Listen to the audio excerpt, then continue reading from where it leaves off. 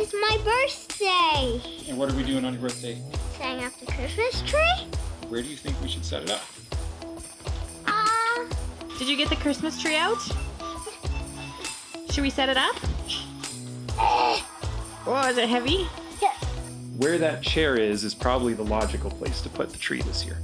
Today I just wanted to do a walkthrough as I decorate our tree. I want to talk about some of the whys, some of the philosophy, and I hope that it can really inspire you and it can help you to maybe start implementing some of these things in decorating your tree, and it can just add a little bit more depth, a little bit more life into your tree. Good work. Look at those muscles. Pull them out. We're gonna So we started doing this, actually putting the tree up on top of our trunk, because we start to realize once you have kids, they're getting into all the ornaments and all the decorations, and you're constantly having to put stuff back on. I find it works, and we just got used to it, and I really love just how it elevates the tree a little bit too. This was our second Christmas that I actually themed our tree for the first time. Our first Christmas was kind of like this Charlie Brown fake Christmas tree. We got married mid-November, so it basically felt like we got back from our honeymoon and it was like Christmas, and it was busy, and we barely got our tree set up before Christmas morning basically, and we could not figure out how to set it up. It was kind of a collection of just random ornaments that we had at the time. It was quite the treat. So the second year we got married, I really wanted to theme our tree a lot more, be specific, and I really liked going for kind of a rustic look, and that's kind of the colors we've chosen a lot in our house. It's our house, kind of I went for like a rustic traditional feel. But don't just copy my decorations, don't just go and make a rustic tree just because you see that's what I'm making. If you're really wanting to figure out what style is best gonna fit you, I'd really recommend watching my video, 3 Steps to Decorate a Tree That Fits Your Home. That video will really help get into a little bit more as far as style and figuring out your style. But for me, what fits us is rustic, so that's what I'm gonna show you here today. This was something I learned a number of years ago. It actually looks like more coverage if you go vertical down your tree and kind of zigzag it down the tree. I really want to talk about 3 principles, and that is adding depth to your tree, adding textures to your tree, and choosing the size of your ornaments. First thing I want to talk about is depth in your tree. And often what we just think about is just hanging the ornaments on the outsides of the trees, and everything's on the same depth. But there's really so much depth that you can go into in your tree in terms of adding more interest. And so the first thing that I do when I'm decorating my tree is I have a burlap ribbon. And I really like this ribbon because it's just a really good full ribbon and it fills in my tree nice.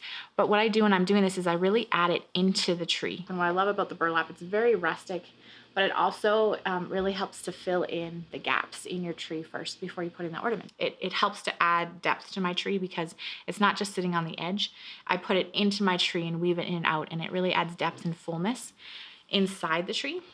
I just kind of actually zigzag it around horizontally, so I get almost to the back and then I zigzag back out, and I just kind of zigzag, but I just kind of make sure it kind of looks like it goes around.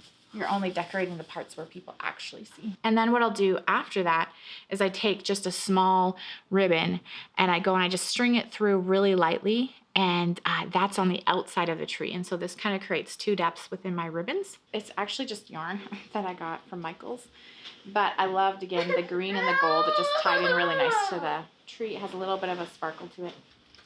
I don't want any straight lines. I want it very just loose and flowy. And then I have my pine cones. And one of the things I love about the pine cones is that you can put the pine cones into the tree. So again, this adds depth. It's not an ornament that sits on the edge of the tree and hangs off the branch.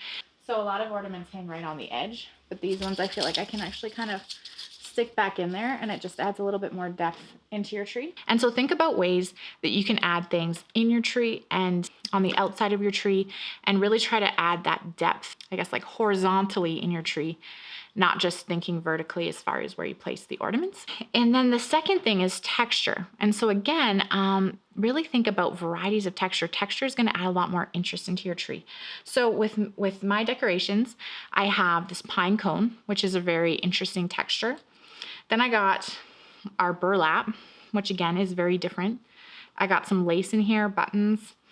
And then these are just kind of a fun, add a little bit of silver in. These are metallic. That's another texture. I got these stars. They have the gold on them. These I just actually found at the dollar store. So I have a few of these ones, and I just try to space them out throughout the tree. And then I got our wood pieces. So we just went and we cut a branch off, and then we sliced it into discs. And then we just spent an evening, Dallas and I, just wood burning in some different Christmas pictures into them. And again, that's just another texture. All of these are really, really embracing the rustic feel of our home.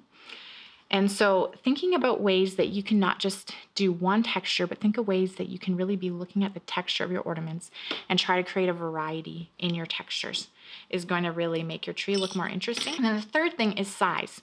And so again, depending on how full you want your tree or how simple you want your tree is going to determine the size.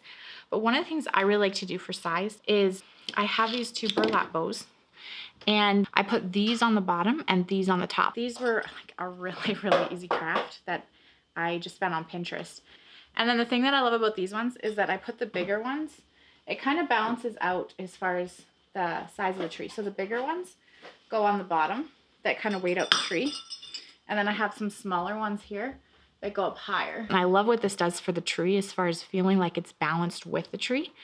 And so figuring out some ornaments where you can put some of those bigger ones around the base and smaller ones up top can really help it to feel like the tree feels balanced. Yeah, so those are kind of the 3 things to add into your tree. For me, I did 2 ribbons and I did 5 decorations, and I just feel like that's a really good place to start. I don't know, there's something about doing odd numbers when you're doing a decoration like that. I just love the variety that gives. I feel like 5 is a really good amount. I just love something about the odd number of it. If you want a more full tree, you might add more ornaments. If you want a more simple tree, you might add less. Okay, so I hope that helps and that inspires you to go and decorate your tree and try some new things.